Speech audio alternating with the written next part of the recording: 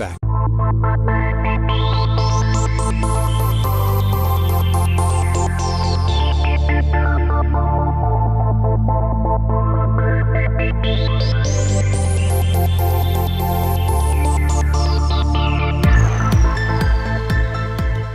Welcome to the future. I'm Mark Sackler. This is Seeking Delphi, episode number 5, Teaching and Learning the Future. Just how does one teach or learn about something that hasn't happened yet? More than anything, it's a mindset.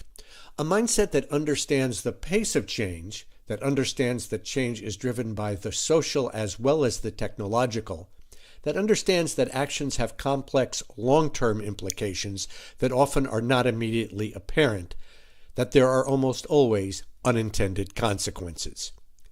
I personally am on a mission to disprove the old adage that you can't teach an old dog new tricks.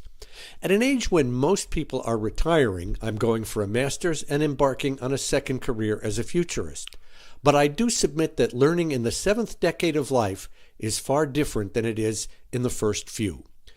One may have to work harder to make new knowledge stick, but one also has the advantage of experience, which can be used to make new knowledge more applicable. That in itself is a driving force in this podcast. I was a broadcast journalist in my youth. But before I digress too far with personal notes, let's cut to the chase of today's 2 interviews. My guests are a professional futurist who is teaching about the future to the youth of the world, and a gamer who is using a rather old-school approach to experiencing the implications of future thinking. We begin with my interview with Dr. Peter Bishop, founder of Teach the Future. Peter, welcome to Seeking Delphi. It's nice to be here, Mark. Thanks for calling. To begin with, tell us a little bit about your personal background as a futurist and how you got to where you are now to teach the future. Yeah, I'd like to say that I woke up at 5 years old and always wanted to be a futurist, but I became a futurist by total dumb luck. I was actually in the seminary in college and got a degree in philosophy and was going to be a physicist, but 1968-69 happened instead. And I found a lot more interesting things going on in society and in the street than in the physics lab, and I wasn't a very good physicist anyway. So I switched to sociology, got a graduate degree to study social change, and found out that I did some research on that. My master's thesis was on protests of students traveling to Washington to protest the war in Vietnam. But the sociology departments really didn't study much social change because it took too long. Couldn't get enough publications. I taught for 3 years, straight sociology, and then came to Houston, the University of Houston at Clear Lake, which was a brand new campus. And that campus had already established a degree, the first degree in the world, actually, in studies of the future. I was there to teach research methods and statistics, so I kind of knew the folks. I kind of hung out with them and didn't realize until about 1982 or 1983 that I could actually teach some of this stuff, which I did. And I basically took over the program and ran that program for 30 years. So I'm a futurist by accident, certainly by choice, but it was nice landing at a university that had the degree already. Retired in 2013 and realized that all my work and the work of almost all futurists is with adults, which is fine. Adults need to know about the future. And of course, they're the ones with the money, so that's where people make a living. But nobody was talking to young people. Nobody was talking to high school students or college students about that. So I established a nonprofit corporation called Teach the Future, whose job it is to try and introduce futures thinking to school districts and to undergraduate colleges. So that's my full-time job right now. Why teach the future in the first place? I'm sure you've been asked that a lot. We teach the past. Why teach the future? Well, obviously, where we're going to live is in the future, though some people might prefer to live in the past. They're heading towards the future. It helps students prepare for change, for dealing with change.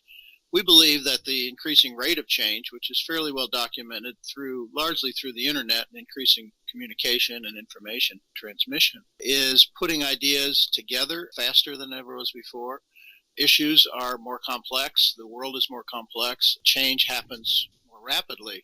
So the old techniques of dealing with the future, which was essentially extrapolation using spreadsheets and data to work out what we expect is going to happen, is no longer sufficient.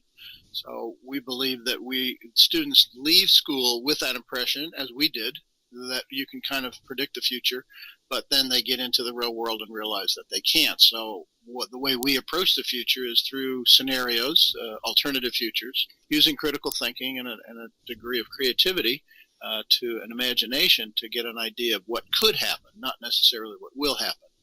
And finally, we also want to give students the belief that they can have some influence. They can make a difference in the world if they work at something, set a goal, and work towards it. So that's also part of what we teach the future.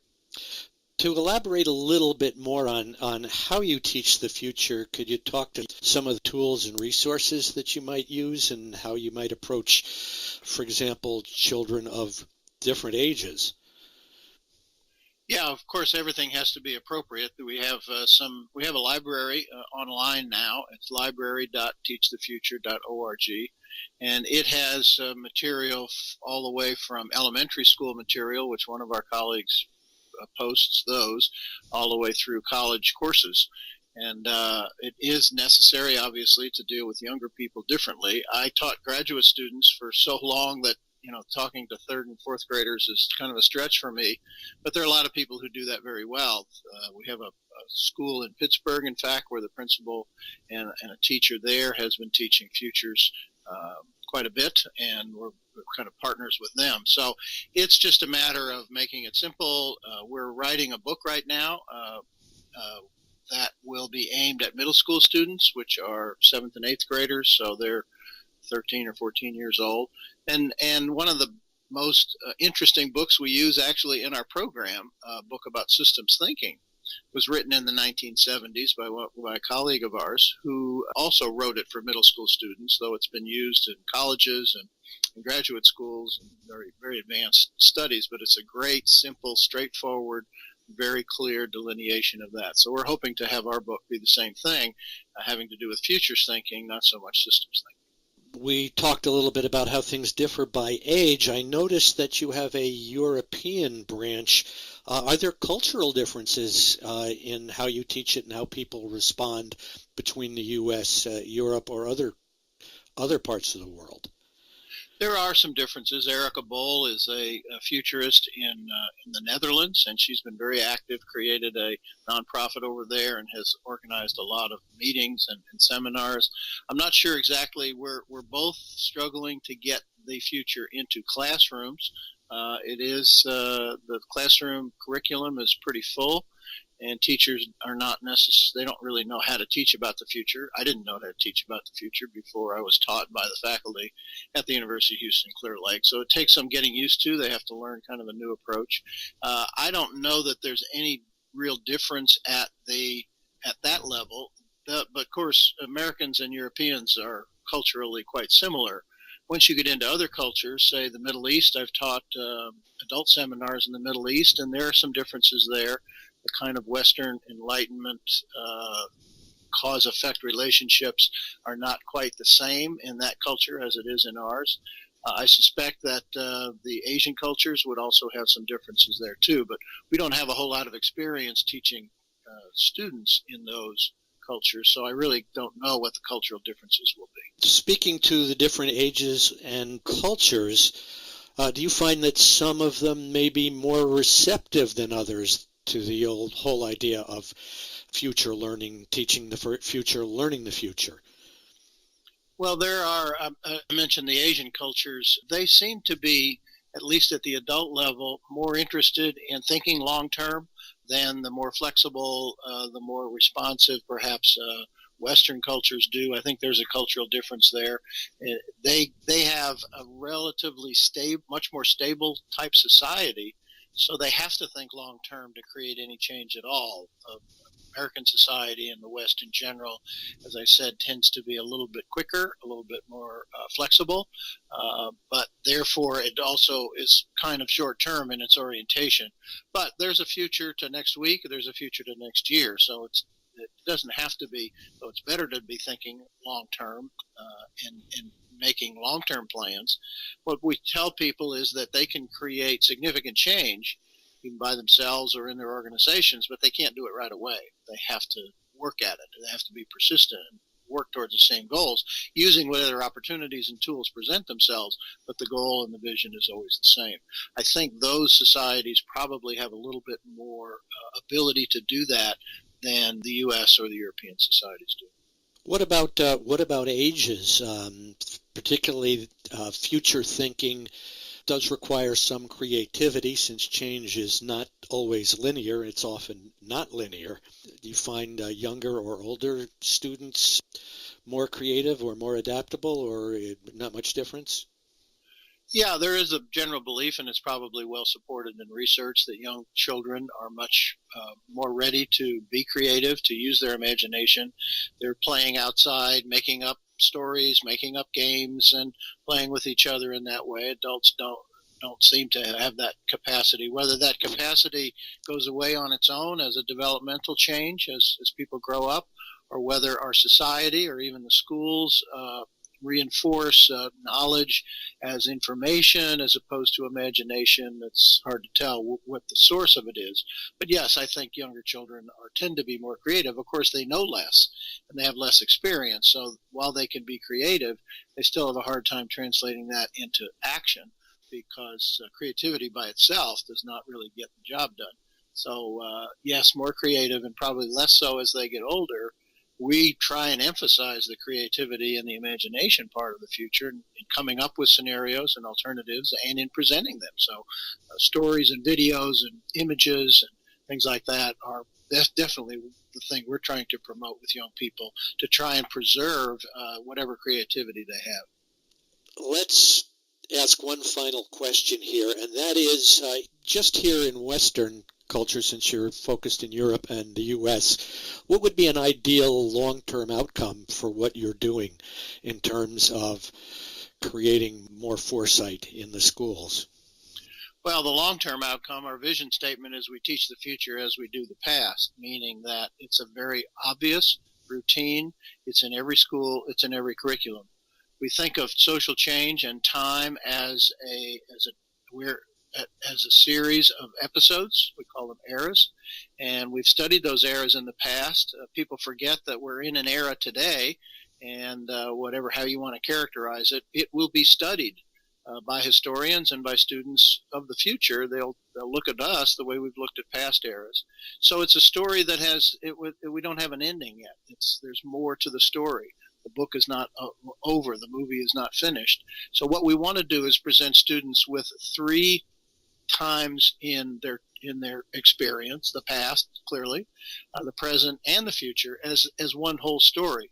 Now, the future hasn't happened yet, so one has to use the tools that we use of extrapolation and consequential thinking, but also creativity and imagination to figure out the things that could happen, not the things that will happen, and to give them some agency that they can have an influence on the last part of the story, that it's not over. So it's a 3-part timeline, not a 2-part timeline. And that would be wonderful if 100 years from now, people actually thought about the future as still being part of the story. Excellent. Thank you so much, Peter. Appreciate your time, and best of luck going forward. It's my pleasure, Mark. Thank you for the opportunity.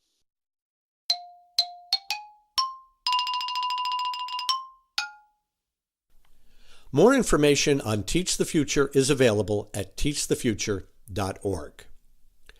Benjamin Franklin once said, "Tell me and I forget, teach me and I remember, involve me and I learn." Among the tools futurists use for developing a futures mindset are exercises of involvement, including simulations, role-playing, and games. One such futurist is Rob Maddox, whose Kickstarter project, Hope City, employs an old-school, low-tech gaming approach to learning about the future. I spoke to him last summer at the World Future Society's annual conference.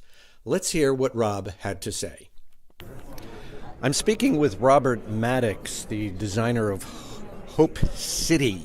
We're at the World Future 2016 conference, the annual meeting of the World Future Society at the Washington, D.C. Hilton. And I'm standing here looking at what looks like a typical classic board game. There are cards, dice, markers, but really, is it? Rob, tell me briefly what it is that I'm looking at here. So yeah, you are looking at kind of a designer board game. It's 4 years in the making. It's a cooperative game, so that's kind of a new thing. So you're working together as a team as opposed to competing against each other. But yeah, you're looking at a board game that was designed with the future in mind. So the future studies that I've done, the disciplines are incorporated into the mechanics, how the game is played, so that you're delving into all kinds of things like systems thinking. You're delving into strategic thinking, resource management. There's a bit of the wild card of the future, and then there's also the team dynamic as well. All right, so I'm looking at right around the perimeter here. I'm seeing all these cards. I'm seeing entrepreneur, doctor, mayor, engineer, coach, ranger. These are kind of outside, sitting outside the board with markers in front of them. So explain to me what these are and how they're used. So it's kind of like a real-life scenario, and these are citizens in the city. Each one has unique talents that they help the team with these. They have 2 to spend during the game, and they just have to be wise about when to use them. And then they also have this kind of weird dynamic where they get to make a decision that's a bit sketchy. It's a bit, should you really do this? Like for the mayor, should she bribe? We would say no, but sometimes taking a shortcut seems like the best thing to do. So that mayor has a decision to make whether or not she is going to give into that we call a temptation action, and see if she can help the team in that way. Now I see these cards, I saw before that these cards have 2 sides to them. Explain these 2 sides. Yeah, well, I think there's kind of a duality to humanity in the sense that sometimes we're good, sometimes we're bad, sometimes we make good decisions, other times bad decisions. In this game, if you take your temptation action, like the mayor, if she takes the bribe action, she has to roll a die to see if she can get away with it. And if she can't, if she rolls and she gets a corruption token, if she gets too much corruption in the game, then she's going to break bad, which is a familiar concept, So the mayor becomes the mobster. The doctor in the game becomes the drug dealer. And so they're still working with the team. They're still in the city. They're helping, but they're also hurting at the same time. Okay, so let's explain to me some of these other factors. There's a bunch of different cards here. So you've got, looks like the standard steep categories. You've got social, economic, political, technology. Explain to me how those work. Yeah, so these are basically the objective cards in the game. So the citizens have to complete objectives, one objective for each sector of society. So one objective of politics and so forth. Now these cards are basically, like you said, steep, or understanding the future. But it's the way we have it ordered is pesty, because some things in life are pesty. They bother you, and so this game is bothering you. It's attacking you. It's corrupting you. It's chaotic. So it's it's kind of a little bit of a twist there. But yeah, there's basically just objectives you have to achieve during the game. Okay, and then on the board I see, what is that? Chaos, and I see hope. They kind of remind me of the chance cards in Monopoly, but I have a feeling they're a little bit different. Yeah. Well, the chaos cards are basically like life. Sometimes we have our own objectives that we're trying to achieve, but sometimes objectives are imposed upon us. So chaos is the threat that's overlooming the city for an entire year, and if you don't deal with it as a team, if you don't take care of the scenario, then the bad thing is going to kick in. So it's like infrastructure. If you don't build up your infrastructure, then you're going to be hurting businesses and you're going to be hurting the city long run. So it's that kind of thing. The hope cards are basically game changers in that they're wild. So when you complete an objective, you get to take a hope card, and then this you can use for later when it's crucial, when it's key opportunity.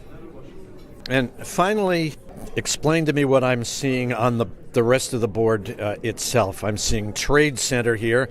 I'm seeing business expansion, and I'm seeing what kind of look like the equivalent of what you'd see of hotels in Monopoly, but they're little wooden figurines is what they look like on all the steep categories. And then I'm seeing future down at the bottom here. Yeah. So the main thing is that your citizen is represented by this little wooden thing that you're talking about. It's called a meeple. Instead of people, it's a meeple. And there's 5 city spaces basically that coincide with the 5 sectors. You're seeing the trade center basically is where the resources are that you need to complete the objectives. And so the trade is, you can go and get what you want if you trade something else for it. The business expansion is the cooperative element of the game. So you start out not being able to cooperate on the level 0.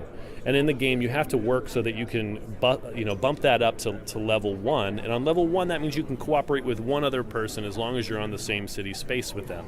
And then you can get up to level 2 where you cooperate with 2 people. So that's the cooperative element. And then the future track is basically it's empty rectangles that spell out future, the size of a card. And it's there's a card placed on the letter T in the beginning of the game. Now, which that means your objectives get placed into the future if you can't accomplish them in the moment. So that means you can plan ahead. And so when they're in the future, you look ahead and you're like, okay, I'm going to plan for that. But the future's closed. You can only put 2 cards there. So you want the future to be more open. You want that card to slide down to the letter E so you have 5 spaces instead of 2 spaces to put your cards. You want to have more time to plan. But it doesn't always work out that way, and sometimes the future closes, and then you can't put any cards there, and you begin to fail. Okay, and what is the trade center? Yeah, the trade center is basically where the resources are, and that the resources that you have, you can trade there to make sure that you get the ones that you need to achieve the objectives. And then what ultimately is the objective? I'm assuming ultimately there's a win or a lose. There's you get the ultimate gold ring at the end or you don't. How does that work? So the citizens have 7 years to make their city a thriving city. And so the way we've gamified that is that you have to put out city sites. So if you're in society, you think of a city site would be not necessarily a tourist attraction, but something that is useful to the society, which would be like a school. So, in politics, it would be City Hall, and economics would be like the bank, and technology would be like the lab, and then the environment would be like a park, something that's useful to the city. And so basically, as citizens, you have to put out 3 city sites during the course of 7 years to win. And if you don't, then you lose. So it just comes down to making your city, useful and thriving. All right, so let's get on to some peripheral issues outside the game. What is the ultimate background motivating factor that made Rob Maddox, inspired Rob Maddox to do this? So I've been thinking about the idea of hope for about 20 years now. So I named my daughter Hope, and she's 18 now. I've been thinking about this and kind of this tremendous force in human nature to accomplish seemingly impossible things that people strive for. So in that study, I began to, I didn't really have any tools to really understand the future or to really understand what hope is and how it works and how, when you're depressed, you can get hope. So I began to do some study. I traveled, went to Latin America to see, to experiment with hope in impoverished areas. Finally landed myself at Regent University where I was able to study, strategic foresight. And then I took my own discipline of hope and began to kind of investigate the positive psychology movement. Not pop psychology, but positive psychology, which is basically not the study of, hey, why are we so depressed and angry and messed up, but what makes us thrive? What's exciting about us? What do we, how do we find grit and joy and happiness and all that? And that's a big trend. So I got the tools to understand what hope is all about. And then when I really got a grasp on it, I thought my mission in life is to make hope tangible. So I wrote a book. That's great. But I couldn't think of anything more tangible than a board game to spread the message of hope, to teach people about the future and get that out there. Great story. So the final question then is, tell me about the business aspect of this, how you are planning to proliferate this out there to the masses that need foresight.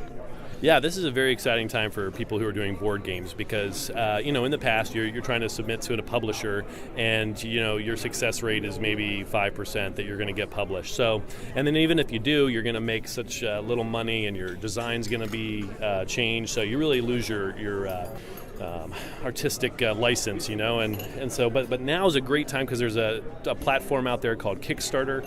Kickstarter, if you don't know, is a crowdsourcing platform online, and basically you put out your project and you say, hey, this is what I want to do. Hey, will you pledge to help me get it done? If you do, I promise to give you a copy of the board game. So, we're hoping for at least 600 backers, people at $39 a pledge, and then we're going to send them a copy of Hope City Game. Sounds like a great idea. Best of luck to you, Rob. Thanks, Mark. Great talking with you.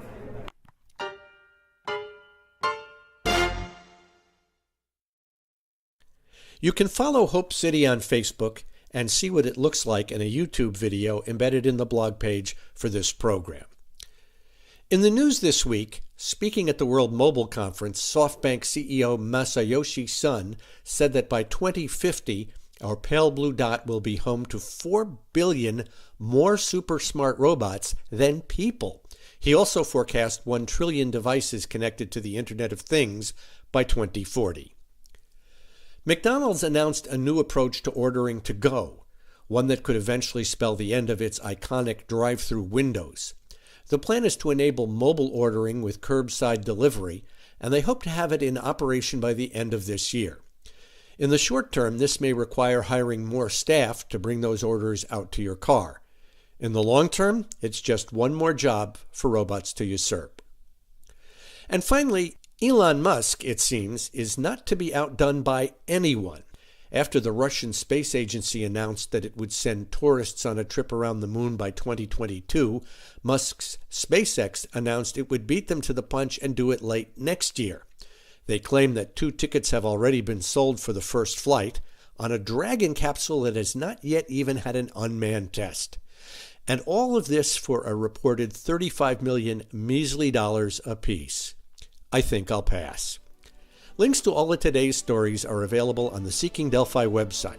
Don't forget that you can subscribe to these podcasts on iTunes or on YouTube and can follow us on Facebook. My technical advisor, as always, is Mohammed Maroof. Theme music is licensed by Pond 5, and I do everything else. Until the next time, I'm Mark Sackler.